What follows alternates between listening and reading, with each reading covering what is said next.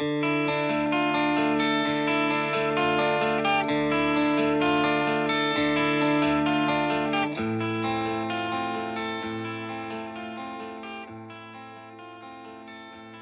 movies are nothing new, but films like those in the Saw and the Hostel series have offered something different. They focus less on the suspense of the chase and more on the suffering of the victim.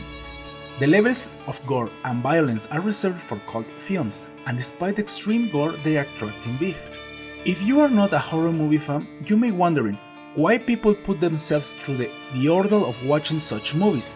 Many behavioral researchers Sergio Poxman giving rise to a term, the horror paradox. Joan Cantor, director of the Center for Communication Research at the University of Wisconsin, says that there is something really powerful that brings people to watch these things, because it's not logical. In fact, most people like to experience pleasant emotions. So the question here is, the fear you feel when you watch someone being chased by any axe-wielding murderer is different from the fear you may feel if you were actually being chased by any axe-wielding murderer?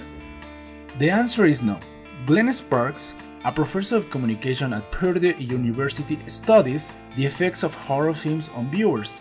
When people watch horrific images, their heartbeat increases as much as 15 beats per minute, their palms sweat, their skin temperature drops several degrees, their muscles tense, and their blood pressure spikes. The brain hasn't really adapted to the movies yet, Sparks explains. We can tell ourselves that the images on the screen are not real, but emotionally our brain reacts as if they are. Our old brain still governs our reactions. When Sparks studied the physical effects of violent movies on young men, he noticed a strong pattern.